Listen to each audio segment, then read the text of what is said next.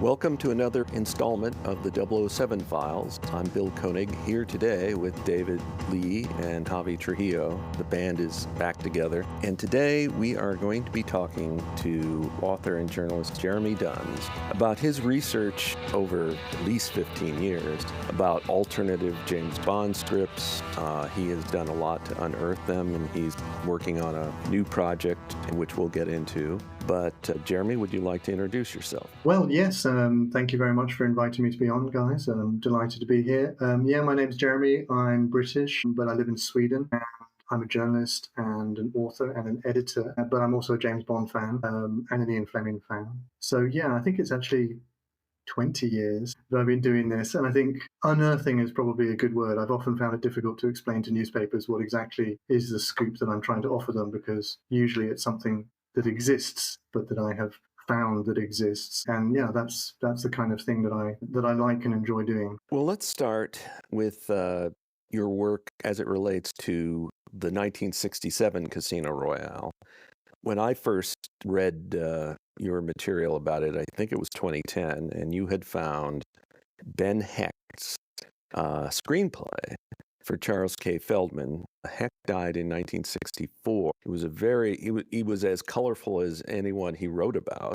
As any of his characters. He started as a newspaper man and moved out to Hollywood, became a screenwriter, paid better, but very accomplished screenwriter. He co-authored the play, The Front Page, which was made into multiple screen adaptations. Anyway, had been mentioned as someone who worked on the script, but there hadn't been a whole lot of detail until at least Jeremy found it and wrote about it. So let's start there. Jeremy, how did he come to work for the producer, Charles K. Feldman? Well, I think that's basically Feldman asked him. They had a working relationship because Hecht was extremely successful. He was known as the Shakespeare of Hollywood, and he did a lot of rewrite work and sometimes was not credited.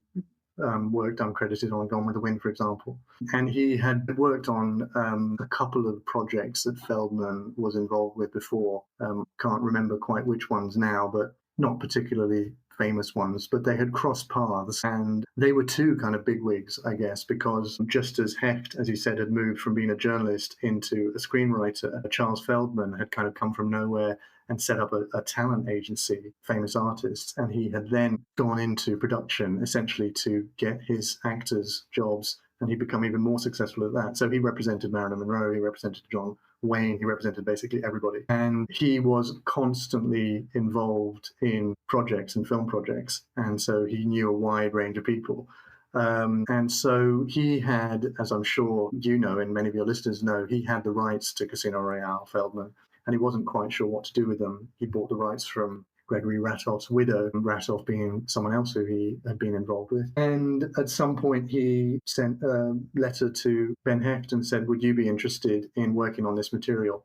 In fact, he enclosed, it's a little bit difficult to figure out exactly what material has been sent by Feldman in Hecht's files, because essentially when Ben Hecht died, and the Lilly Library kind of just went there and got all of his stuff and packed it up into boxes, and then over the years, kind of categorized them. But so there is in the Ben Hecht folder for Casino Royale the whole script, which doesn't feature James Bond. It's Casino Royale, and it kind of hews to the basic kind of plot, but the main character is an American gangster. And I think that might have been written by someone else, and that he sent that to Ben Hecht and said, kind of, this is how far we've got. What can you do? And Ben Hecht then took on the project and went away, and he was a very, very fast writer. And he spent a few weeks and he created a huge amount of material for that script. As I recall, Hecht's work was more or less faithful to the book, but he put in additional sequences, created additional characters, because, Casino Royale is more of a novella than a full novel. Yes.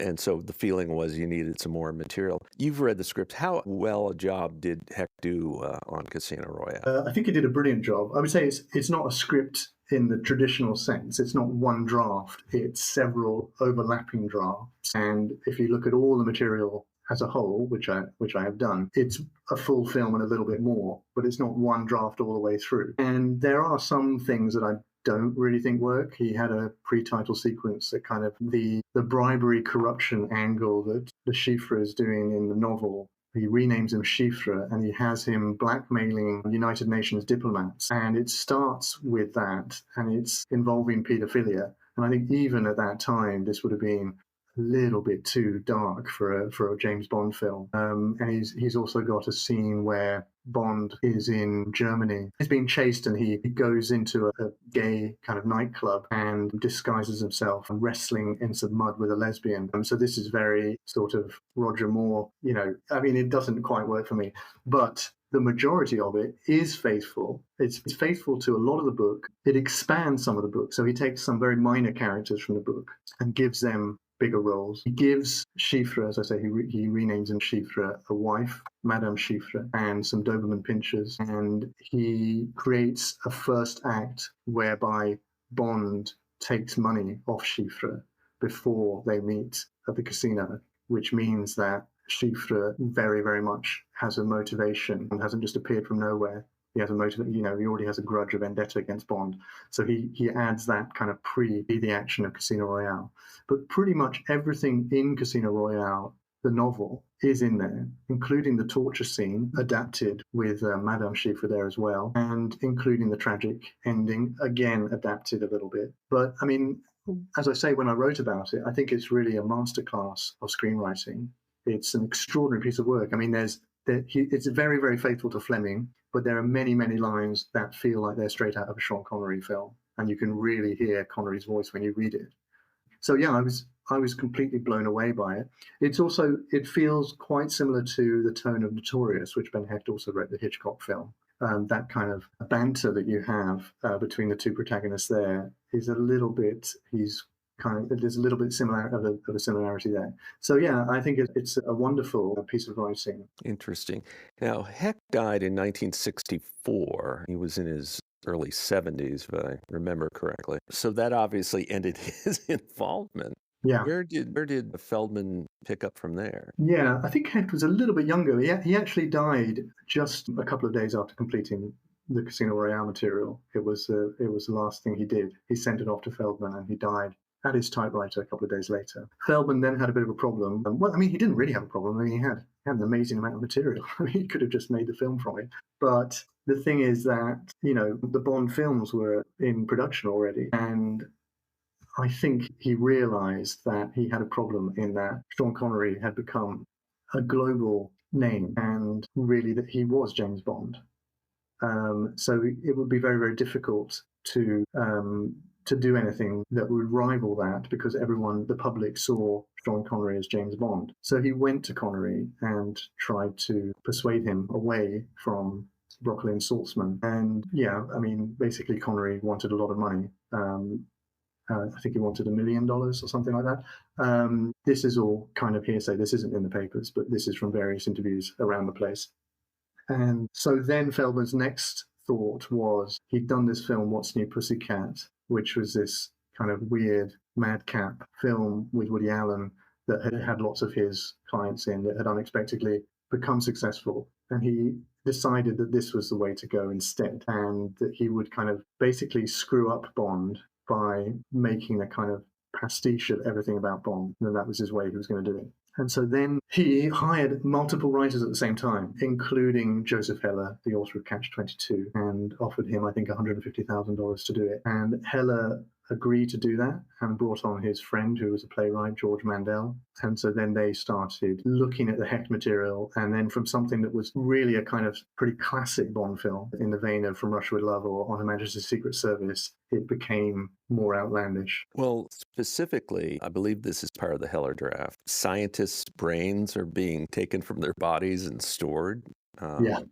Yeah, Mengele's brain, I think. Yeah, so it's very interesting. So I discovered or unearthed, or whatever you want to call it, the Heller material a few years after the Hecht material. And there is still, so it's sort of midpoint between the film that we eventually got and Hecht. So some of it is completely crazy like that. Some of it feels like more like in like Flint. Some of it feels like You Only Live Twice, but more extravagant even than that. But then it also has sort of some of the stuff that Hecht had kind of adapted.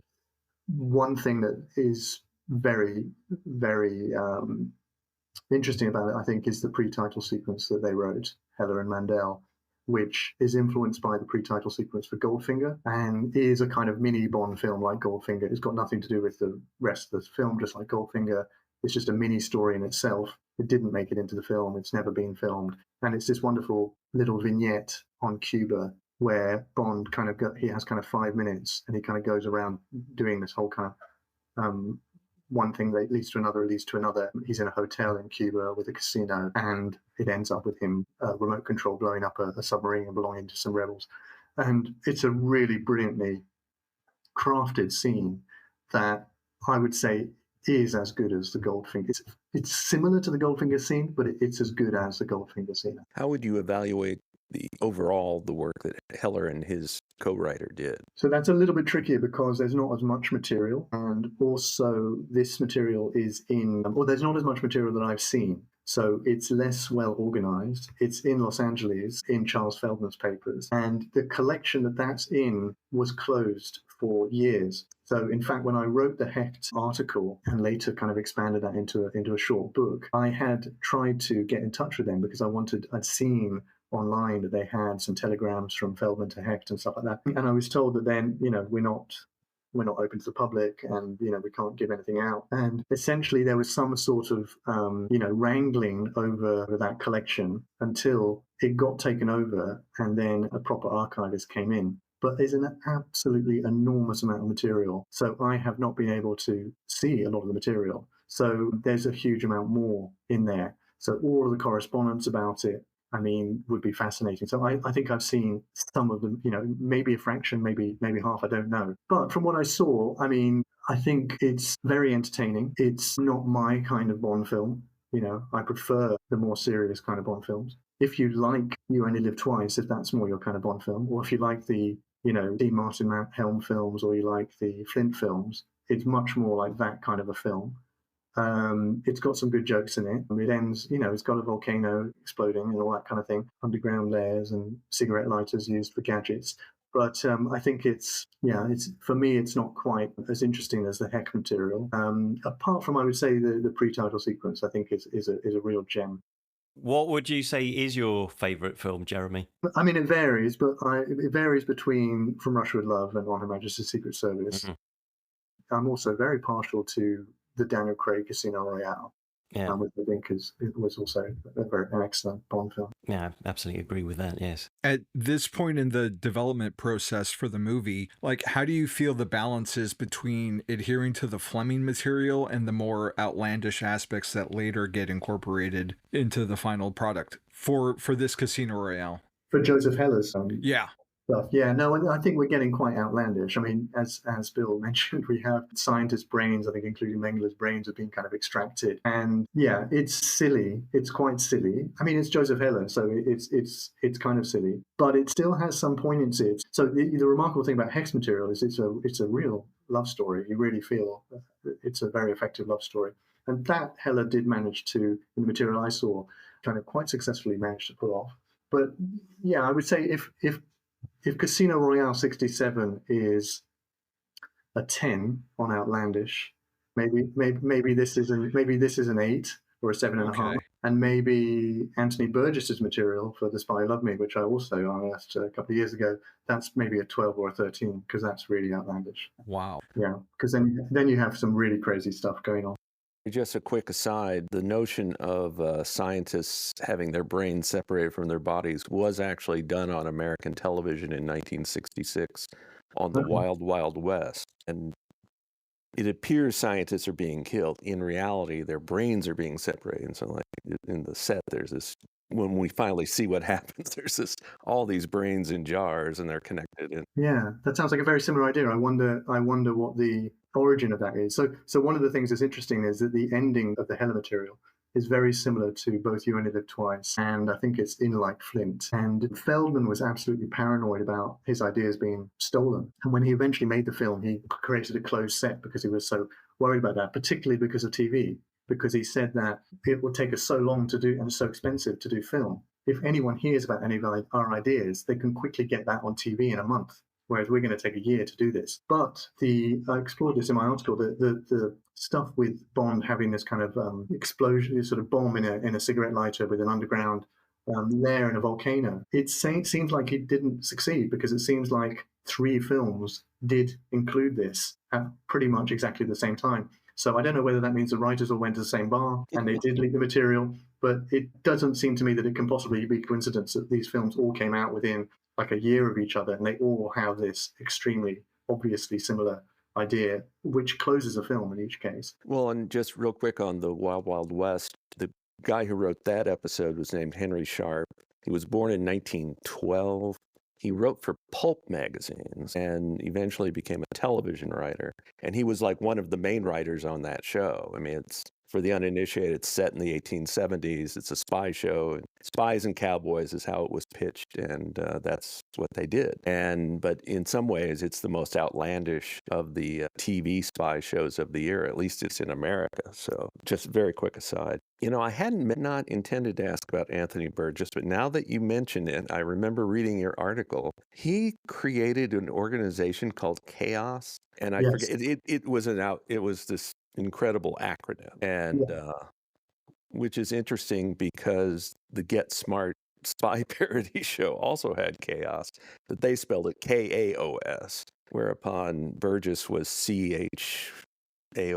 That was thought lost. I mean, Burgess actually declared in his insurance form that he actually put down that he'd had his house, I think in Monaco, had been waterlogged and there had been a flood. And in the insurance claim, one of the items was script for The Spy Loved Me. And he was one of the many writers, rather like Feldman, Broccoli and Saltzman, kind of hire lots of writers, as you know. And so he was one of the people who was hired to write that. And the material that is actually in his collection is not complete. I mean, it's not a complete script. It's about a 40-page synopsis, but it's completely insane. Yeah, Chaos. So his main idea, well, the idea they've used in the film, in the eventual film, is the tanker for the base of the villain, and also a villain who wants to reset civilization, although I suppose that's not that original for a megalomaniac villain. But his real sort of big idea was that instead of having a Spectre or a Smirch, his organization, Chaos, they're basically sort of shitlords, essentially, that they just want to destroy the world for the sake of it, just for fun, just create absolute destruction and chaos everywhere they go. And this involves extorting world leaders. So they force Henry Kissinger to commit a sex act on film, rather predating the first Black Mirror episode, if you've seen that, and blow up the Archbishop of Canterbury while he's watching, he's in flight, he's watching the in-flight movie, which is the first scene of The Spy Loved Me, which you've seen. So it's a, he's got an opera singer who has a miniature nuclear device under her skin. He has the villain in a wheelchair that becomes a hovercraft. He has a villain who is a Scottish surgeon, a very Puritan Scottish surgeon called Fleming. So it's a very, very insane script, which obviously would never have been made, but that's what he came up with. But Burgess did, though, like Bond, and because I remember, I forget how many years ago this was, there was one of the classic Fleming novels was reissued, and it had an Anthony Burgess introduction. Yes. So he had a fondness for Bond. I think I have that somewhere in my bookcases. I mean, I think it's a phenomenon in Hollywood, or certainly was, that if you can add a bit of gravitas, you can get a famous writer. So I've been doing some research on Eric Ambler, another British thriller writer who, of course, Fleming was a fan of. And, when they were making the Batman TV series, their original choice was, I'm forgetting the guy's name. He approached Eric Ambler and said, could you write Batman TV series? And Eric Ambler said, I'm not going to write Batman, Bill, which I think is a great thing. But he wanted to have the gravitas of Eric Ambler, the author of, Coffin for Demetrius. I was about to say, was it William Dozier you're thinking of? Yes. Yeah. It was William Dozier, and there was another writer, the eventual producer, I think, who knew Ambler, and they had a lunch together. So I came across this thing, and I thought that was kind of funny. But William Dozier, when he was interviewed by it, he explained, this would give an extra kind of kudos and credit, if you got a writer of this magnitude. And the same, Anthony Burgess was the author of The Clockwork Orange, and Joseph Heller was the author of Catch-22. George MacDonald Fraser was tapped to write a script for Octopussy, of course. Was the author of a very successful series called Flashman. Kingsley Amis was tapped by a producer called George Willoughby to write a script for The Diamond Smugglers, which I didn't manage to find, but I did find a script by another writer called John Cleary, who was also a very successful writer, who'd written a film for Robert Mitchum. So there is a tradition of trying to get a kind of big name writer that you can then attract. You can say, this is a serious project that we're doing here. I guess that was the rationale for Burgess as well as Heller. I was curious, going back to the Casino Royale comments and how they added extra characters, what purpose to the plot did Madame Chiffre serve? How did she balance that out? This is what's really interesting to me as a kind of someone who's written novels myself. In storytelling terms, he was very, very concerned, very driven by character motivation. And so there's an early scene in which Bond and Madame Chiffre clash, and Bond throws acid in her face, disfiguring her by mistake. And this and the fact that Bond has taken money off Chiffre mean that the whole Baccarat setup is personal. It's not just that he's going to be in trouble from Spectre. It's that he's already come across this guy and he cannot stand this guy. So the torture scene is a disfigured Madame Chiffre torturing Bond, being goaded on by her husband. And so that's the kind of, and it's quite kind of horrifying. Also, Hecht felt that the torture scene in Fleming was essentially sexually obscene, and you would not be able to show it. You would not be able to even, obviously they didn't show it in the Daniel Craig film, but you wouldn't be able to do anything like that. Way off. You'd be an X movie. You would not be able to get anywhere near doing this. And he also felt that it castrated him. He literally castrates Bond. He felt that you can't be a hero if you do this. So he needed another. So there's not a sexual element as such in it. He's hit, but he's not naked. And so instead he uses the wife, Madame Chiffre, whose face is horrifically kind of sort of melting. There's slavering dogs around, and it's a very intense and very grim version of the torture scene in Fleming. It's very recognizably the same scene, but it has this additional element that she's in. And then another character he adds is someone who's mentioned, I think, in one of the early chapters of Casino Royale, who's one of the women in the brothels, a Eurasian woman. And he gives her a kind of, he gives her a part in the plot and gives her a kind of love story and he just kind of uses her in the plot. I can't remember exactly how, but quite cleverly, I would say. So he realized, I think, that there weren't kind of enough characters. So he drew out everything that he possibly could to try and make more. It doesn't seem like there's anything in common then with this character and Valenka from the 2006 version, is there? I don't think so, no. I mean, I don't think that anyone involved in the 2006 film was aware of saw this material. No. But what's similar about it is that, tonally, it's kind of similar. I don't know about you as James Bond fans, but for me, I mean, I was a James Bond fan, for years, and I was a huge Brosnan fan. But then I was a Fleming fan, and watching the Casino Royale with Daniel Craig, really from the moment that title sequence when he walks towards the camera and it changes from the silhouetted figure fighting in the cards to his face, I thought, what? This is a new thing. And I didn't think that a Bond film could be deep, okay, the end of On Her Majesty's Secret Service. There are a few moments, but really this was a sort of more dimensions to Bond, that it was kind of an adult Bond, that it felt dark and all of that stuff that they managed to do, and to basically make Bond deeper. And this is really the similarity it has with the Hecht material, which is that you think, am I reading a 60s James Bond script? Because it reads like Fleming, it reads like Sean Connery, but this also has some serious depth and stuff to it. There's some real psychological astuteness going on. It's poignant. A few silly things aside, that's the similarity, I would say. Well, let's shift gears. You have done some more recent work regarding something that was known as James Gunn's secret agent, and there are connections to Bond. David, you have been researching Jeremy's work more closely than I. I'm going to hand it off to you right now. I was amazed because I can't quite remember how I saw your tweet in which you mentioned this, because I'm not on Twitter anymore, but this came up on my radar somehow, and I looked at it, and essentially you found some new correspondence between this television producer and Ian Fleming that it's been out in the open for I don't know how many years, but well, nobody until you has found it, and which I find incredible. So can you tell us a bit more about this and how you actually found these letters between Ian Fleming and Henry Morgenthau III? Yes, sure. I mean, with a lot of these things, it's really technology that has enabled it because, as I said, when Ben Hecht died, the Newberry Library in Chicago took all his material, and it was just papers and papers and papers. He wrote hundreds of scripts, lots and lots of correspondence. And so then you need to get an archivist and into a library, and they have to go through all of this stuff, and it can take years, and they have to figure out what it all is, date it all, and who's that to, and read all the handwriting and all that kind of stuff. And it's only really in about the last 15 years, I would say, that the libraries who have these collections of writers have started digitizing, have started putting the finding aids online. So the finding aid, essentially the index to all the folders, and also digitizing it so that they're searchable in some way.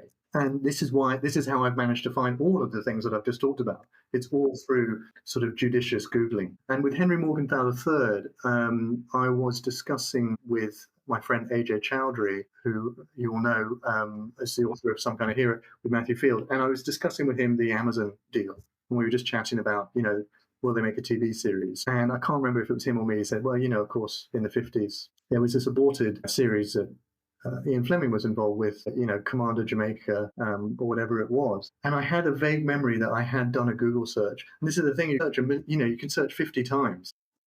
I've been searching for Ben Hecht stuff for ages. I've been searching for Joseph Heller stuff for ages. And somehow I got off the call with AJ and I Googled around and discovered that Henry Morgenthau, who I had briefly interviewed many, many years ago, but hadn't got any further with, had given all of the Morgenthau family's papers to the US Holocaust Memorial Museum.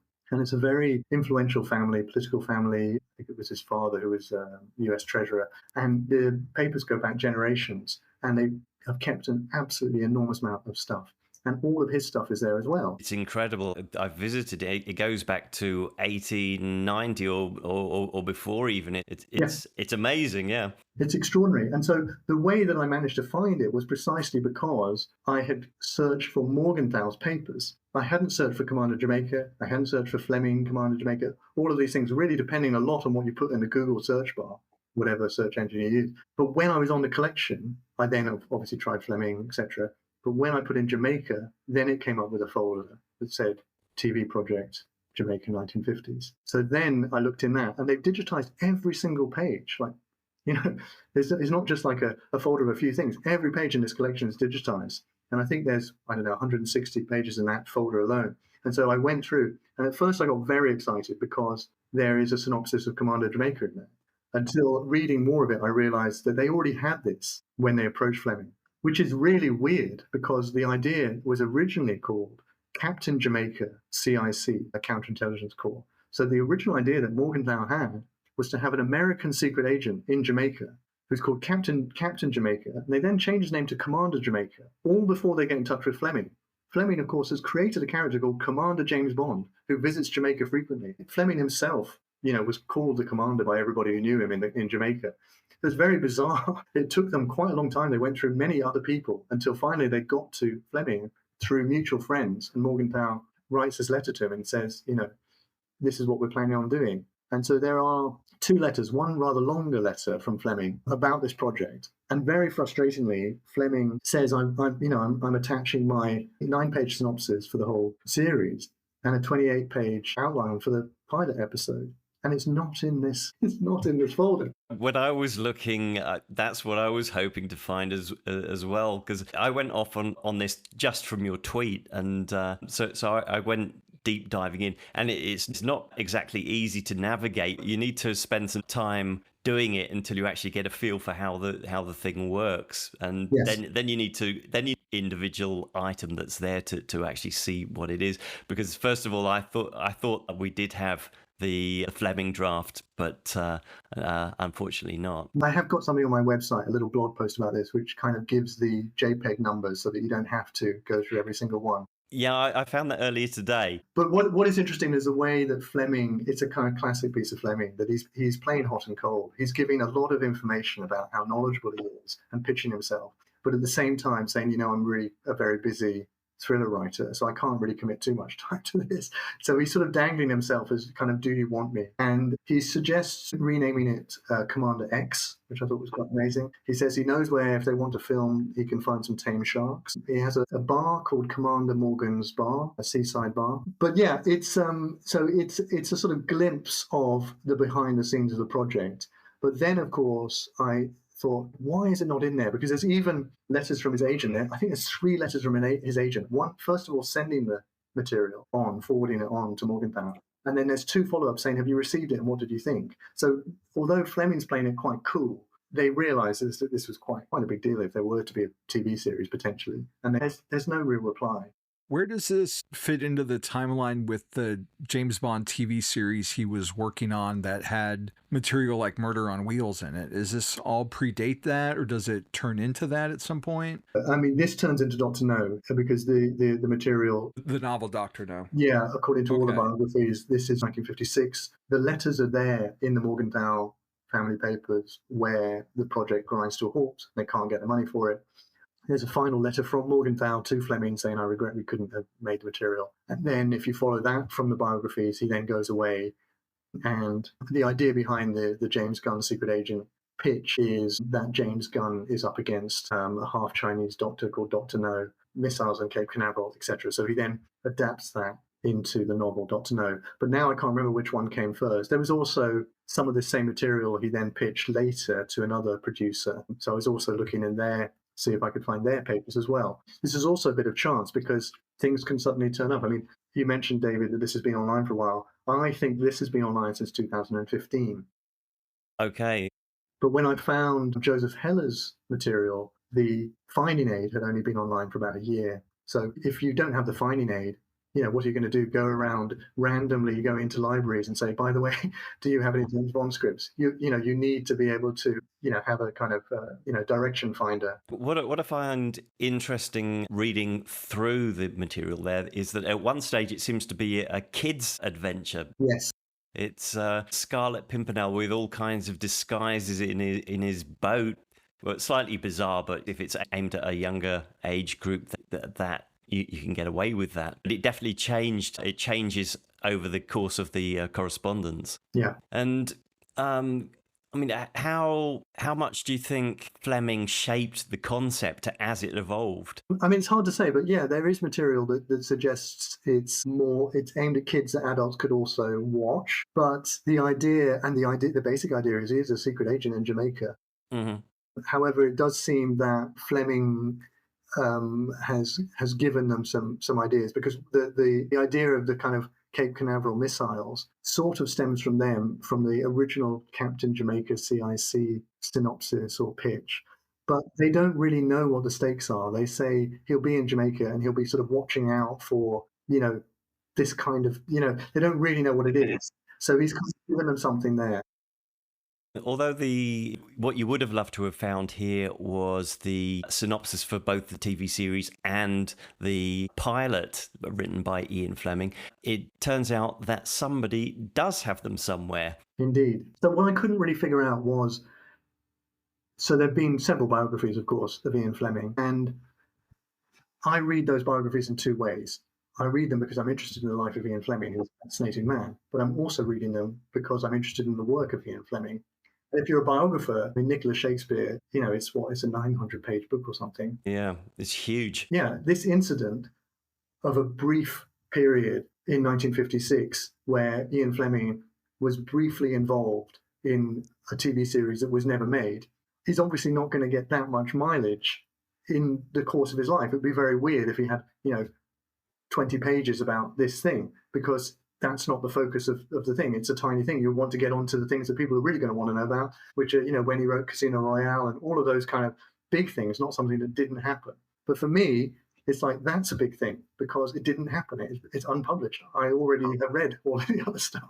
So anything that's not been made, anything that's lost, all of that stuff's very, very interesting. And what I couldn't understand was that in John Pearson, I think it's in Pearson and Lycett's, Andrew Lycett's biographies, there are what seem to be quotes from both Fleming's correspondence, but also the pitch for the series. So that made me think, well, it must exist then. They must have seen it. So how have they seen it? It must be in Fleming's estate somehow. So then I rummaged around the Lilly Library website, and what I thought it housed were the Fleming's collection of books, his bibliophiles collection of other people's books, and some of the manuscript material of his novels, and also State of Excitement, the unpublished book that he wrote about Q8, and not much more. And I must have looked at that website dozens and dozens of times in my life.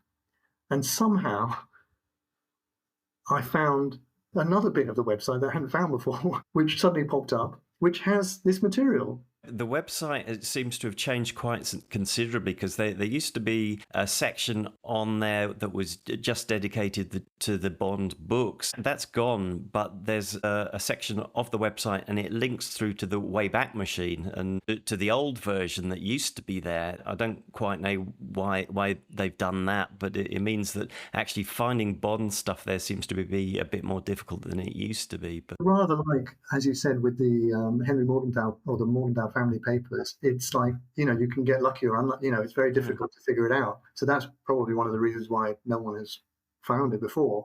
This was a bit the same. So I came across that page, which had, the folders for, both the pitch for the whole series, the synopsis for the whole series, and the 28 pages for the pilot episode. So I emailed last Wednesday, to Lilly Library and said, what's this? Do you have this material, and is it open to the public? And the archivist emailed me back and said, yes, we do. We do have it. It is open to the public. You can come in. It's in Indiana, and I'm in Stockholm. You can come in, or we can do a limited number of digitized scans at such and such a price. And it's not that many pages. So I said, yes, please. So I filled in their forms, and I'm now sort of eagerly awaiting this material. But the proviso is, the catch is, she said, if you want to publish it, if you want to publish this material, anything from it, then you'll have to get the permission of Ian Fleming's estate. Yeah, of course, yeah. Yeah, so, which is why it's not more of it in Lycett and Pearson, because it's fair use, and the fact that it's not so interesting that you're going to do 15 pages on it and a biography. The closest I've come to being involved with talking to the Fleming estate is when I found the Diamond Smugglers screenplay. I pitched that to the Sunday Times, and they said, great, we're happy to go ahead with it, but can you get something from the Fleming estate? And somehow I managed, I think it was through his agent, I managed to get Fergus Fleming to read it, and he gave me a very nice quote, and that quote really helped push it over to the Sunday Times to go, okay, Ian Fleming's nephew has said this is legit, let's go for it. But I've never, otherwise, none of this, I've never had any dealings with them whatsoever. So I've said to Lilly Library, well, if that, will you be able to get me in touch with the Fleming estate if that's the case, to get permission? And they said yes. So I'm slightly nervous. I think it might be that they say no, partly because of what's been out there before, and partly because when I published the Anthony Burgess story, that was published in the Daily Telegraph. And then I got an unbelievably rude letter from Anthony Burgess's literary agent at their estate, claiming that I owed them money. And I said, what are you talking about? This is fair use. I mean, you put it in a library, that's the whole point of it. And so I had a back and forth, and they went away. But I'm essentially not understanding that you are actually allowed to, that's why writers, that writers' estates put stuff in libraries. And if you don't want that to happen, then when I ask for it, don't give it to me. If I ask for it, you've given it to the public, so I'm allowed to draw on it. But so it's very delicate. So I suspect that it might be that the Fleming estate don't particularly want this to be published, or more material about it to be published than a few quotes. But we'll see. Bloomington, Indiana is my hometown, and Indiana University is my alma mater. And I went there twice, the Lilly Library, once in 97 and again in 2019. And the first time I saw these letters from Fleming or to Fleming, like a letter from Fleming to Robert Kennedy, saying, thanks for the increased sales of my books. A letter from whichever Dulles was head of the CIA to Ian Fleming, he said, well, I don't go to too many movies, but I'm going to go see this From Russia with Love. Anyway, when I went back in 2019, I couldn't find the letters. It's like, wait a minute, I was here before. I wrote an article for a website where I quoted from those letters. It's like, I didn't imagine it. So there must have been some kind of reorganization that's complicated searching the Fleming stuff. But there's definitely more than just the manuscripts. Yeah, I mean, I think a lesson from this really that I've learned is that you have to keep looking. We sort of presume there have been these, there have been so many books about James Bond, about Ian Fleming, documentaries, there have been multiple biographies. Everything that's been uncovered must be uncovered. But a kind of reorganization in an archive somewhere, digitization of something, can change the picture completely. And suddenly something that you thought, this is just lost, is suddenly there. There's another step to this which is coming, which is, the Morgenthau archive has been photographed, and so it's all in JPEG format. But if this is all scanned by AI, and so that the text, the text may not be directly accessible, but if it pulls out keywords and makes it searchable, it will make it a hugely valuable resource. That's a very good point. I hadn't thought of that. That is going to be the next step. You're right. So the first step has been, the difference between, Googling and not knowing where the stuff is obviously massive, because you're researching an index you don't even know. But the next step will be exactly that. If you can, because that's also the problem that, I was not just looking in that Morgenthau file. I was looking in every single folder called miscellaneous, correspondence, anything with 1955, 56, 57, 54, because they don't know what's in these things. They don't know if it's the signature of Ian Fleming. So if you can pick out those key words that it can say, Jamaica, Commander, Gun, all of those types of things, it will make a huge, huge difference. Earlier today, I was going through the archive, and I found it was a newspaper clipping about Ian Fleming. Have you seen that one?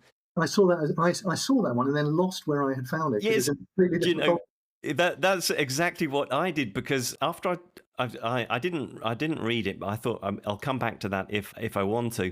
Then later on, when I was thinking about this interview, and I was just thinking about that the Commander Jamaica was developed without knowledge of Ian Fleming's work. But then I thought, hang on, what was the date of that newspaper? And then I couldn't find it. It's from when they've engaged Fleming, or even after. It's about his writing of one of his novels. I think it might be Diamonds Are Forever. So I think it's Morgenthau sort of keeping tabs on.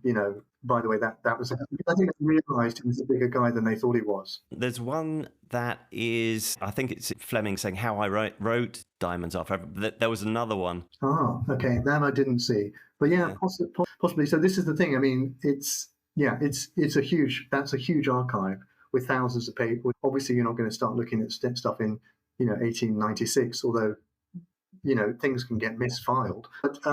But it's not a big enough deal in the Morgenthau family's history. This one thing that happened in 1956. I'm looking at it from the perspective of someone who's sort of nerding out about a very niche thing about Ian Fleming. But of course, the main purpose of this archive is Holocaust memorial. So there's a huge amount of material about that. Yes. It's a sort of weird mix. But this is how archives and material, and the development that you're just talking about with AI will be probably a huge leap forward in technology in terms of discovering stuff.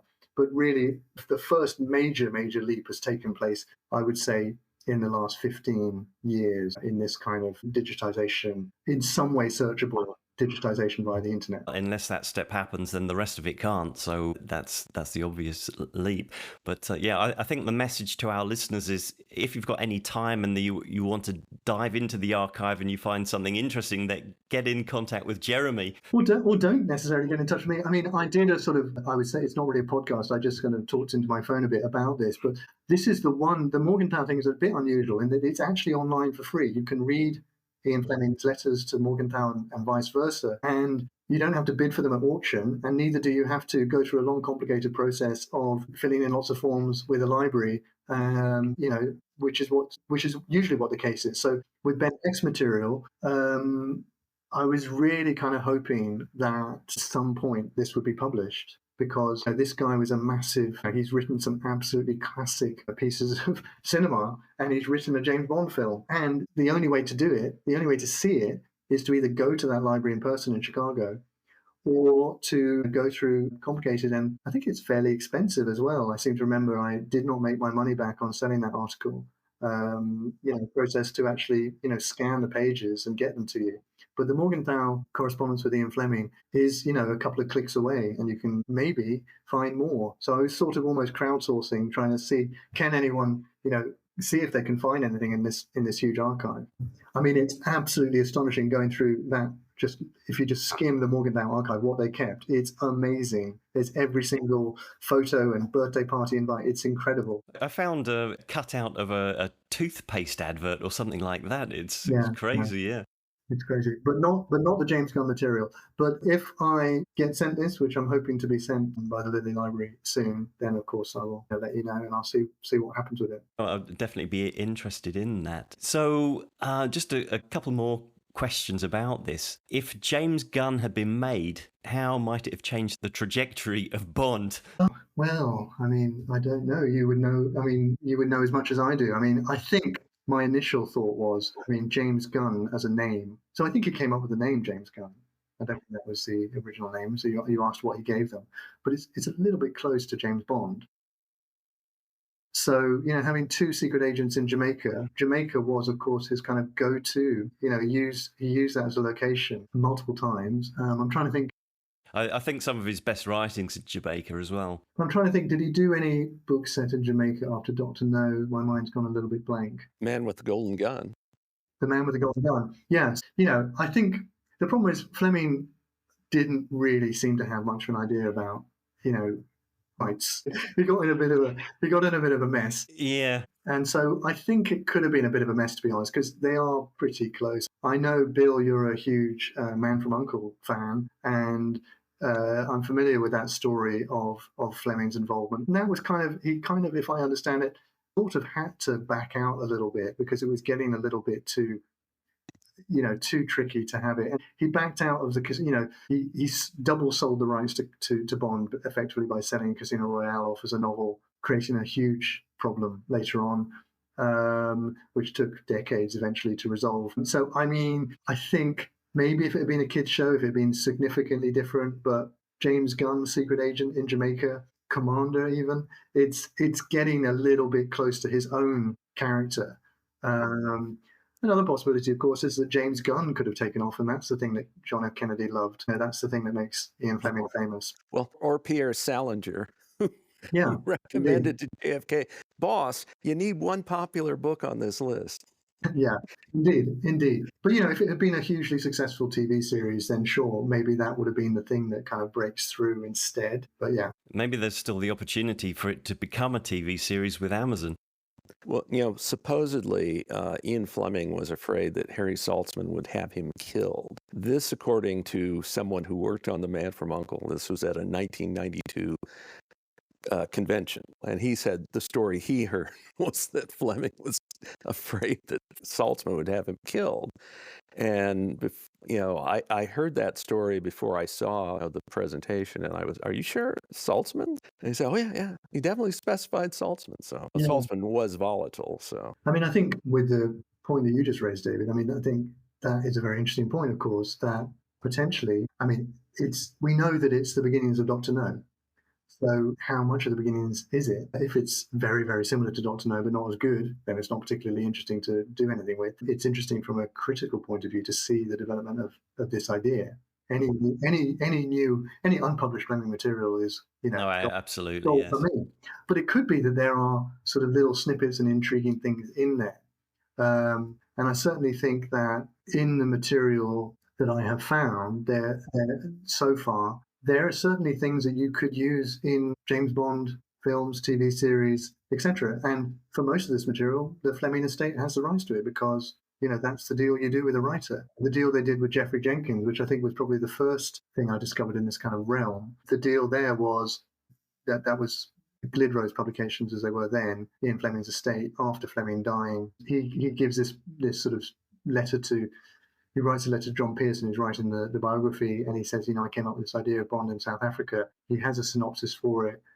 They get interested in it, Fleming Estate, in publishing it before Colonel's Son. But they say, well, first of all, they say, if we don't like it, we won't publish it, which is actually in every publishing contract. And they choose not to publish it. But then they say, if we don't publish it, you can reuse it, but with none of, the Fleming stuff. You can't have James Bond, you can't have Moneypenny, you can't have et cetera, you can't have And so, and writers have done that. There are writers who have written Bond screenplays or whatever, and they have then published it in a disguised form with the names changed. So that's kind of the deal, that it's their property unless you really radically do something else with it. Thank you, Jeremy, for joining us today. It's been fascinating hearing about your experiences researching Bond.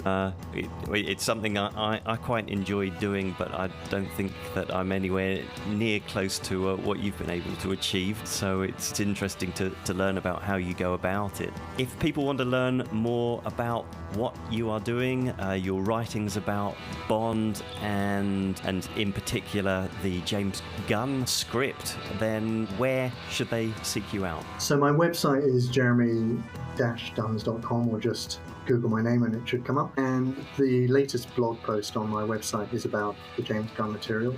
Fingers crossed there might be an update to that coming quite soon. But also on my website there is something called Need to Know. So if you click on Need to Know, I have put all of my journalism permanently for free on my website in multiple formats, PDF, Kindle, and you can also read each article individually. It's about 250,000 words. So that includes all my articles, Per Fine Ounce, Diamond Smugglers, Anthony Burgess' script, Hecht material, Hella, all of it's on there. It's all free to read anytime. So if you're interested at all in this kind of thing, by all means check that out. And also, in response to your point, David, I very much enjoy your website and I've read it many, many times. Oh, thank you. And I think that, really, if you're interested in these kind of things, there's no mystery to doing this. It's curiosity, constant Googling. Yeah. Thinking of one thing to leading to another. The more the merrier, and the more people look for this kind of stuff, the better. Because for me, it's all about providing context, finding new information, hopefully new stories, and just widening our knowledge of the world of Ian Fleming, James Bond, and espionage thrillers in general. And you haven't mentioned your fiction as well, have you? I haven't mentioned my fiction. That's a bit in the past now. But yes, I am the author of 4 spy novels, and they're kind of anti-Bonds. They're set in the 60s, and they feature a British agent called Paul Dark, who you sort of think is going to be a kind of, those James Bond clones that you had in the 60s. I've given him that kind of a name. And then, wham bam, actually, he's working for the Soviets. He's a double agent. So if you like The Americans, for example, or if you like kind of, The Sopranos, Dexter, those kind of things, then it might appeal to you. You're rooting for the baddie, basically, is a setup. So, yeah, there's information about that on my website as well. Well, Jeremy, pleasure talking to you. And you. Thank you so much for having me on. Thank you.